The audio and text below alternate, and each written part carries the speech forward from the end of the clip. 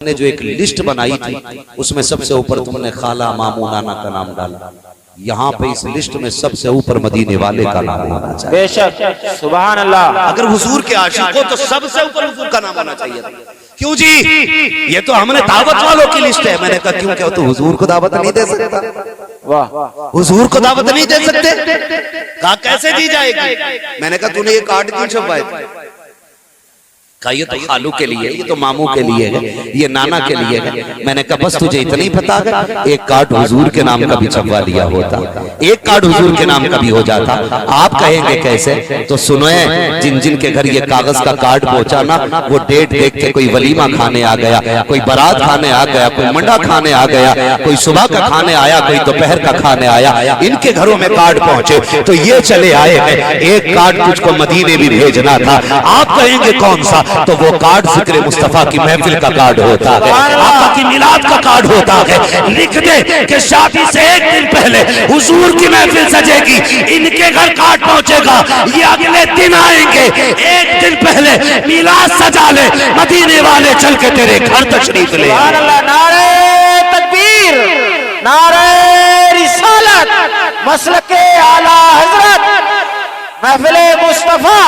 सुना के आप हर आशिक के घर तशरीफ लाते हैं, मेरे घर में भी हो जाए चरागा, या रसूल अल्लाह, जोर से चरागा, या रसूल अल्लाह, चरागा, या रसूल अल्लाह, या रसूल अल्लाह। लेकिन जो रूठे थे उन्हें तो मना लिया, लेकिन जो पूरी जाहिरी जिंदगी उम्मत के लिए रोते रहे, तूने डीजे बजा के उन्हें नाराज कर दिया। जिनकी सुन्नत थी निकाह, तुम उनको नाराज कर बैठे। 10,000 में डीजे ला के रख दिया, हुजूर तो रूठ गए। अब बता क्या? फिर कह रहे हैं बेड़ा गर्क हो रहा, बेड़ा गर्क हो रहा। लड़का जूता लेके खड़ा था अब्बा के मुंह पे। ऐसी कौम में बेटे जूते लेके खड़े नहीं होंगे तो क्या कुरान पढ़ के सुनाएंगे?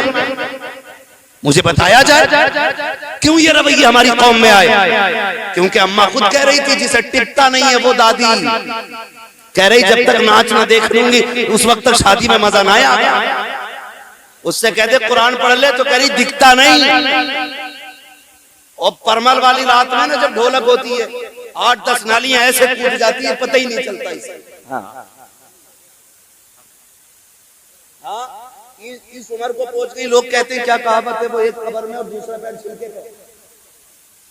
ये सही कह रहा हूं मैं, ये सही कह रहा हूं, ये कड़वी सच्चाई है। बताओ जिस कौम की दादियां अपनी रातें गानों में गुजार दे, गीतों में गुजार दे, उस कौम में सलाहुद्दीन अय्यूबी पैदा होगा? मुझे बताया जाए। बंद करो ये तमाशे, इनका शरीयत से कोई लेना देना नहीं है और ना कि मसला की आला हजरत से इस चीज का कोई लेना देना है। बेशक, बेशक। हमने घर के ढोंग बना रखे, गीत हो रहे हैं, परमल लिए घूम रही है, परमल ढोलक में 3-3 बजे। कभी गांव से गुजरो तो पुटलिया बंद होगी, भाई ये कहां से आ रही है 3 बजे? गीत थे, गीत थे। तरावी पढ़ ले तो घुटने काम न कर रहे, तरावी पढ़ते हुए मर जाती है और 1.5 किलोमीटर दूर ये गीत सुन के आ रही है। शर्म नहीं आती है इन्हें? कह रही है अगर डीजे नहीं बजा तो शादी नहीं, मैयत लगेगी। तुझे मैयत नजर आती है इसमें? और नौजवानों तुम तो अक्ल सलीम का इस्तेमाल कर। उम्मत हुजूर से दूर हो गई, इसलिए रहमतों के सिलसिले कट गए, रहमतों के सिलसिले कट गए। किस चीज की बुनियाद पे हुई दूर? हमारे तरीके गलत हो गए। सीधी सी बात है, हमारे तरीके गलत हो गए। मैं नहीं कहता हूं एक नारा लगाने वाले को कि आशिक रसूल है, मेरी समझ में ये इश्क नहीं आता है। इश्क है तो इश्क का इजहार होना चाहिए, हर गली हर कूचे में प्रचार होना चाहिए। वाह वाह, बेशक, बेशक। हाँ, फिर इश्क करो तो इश्क की तरह करो, करो इश्क। आग लगे देखो कैसे कैसे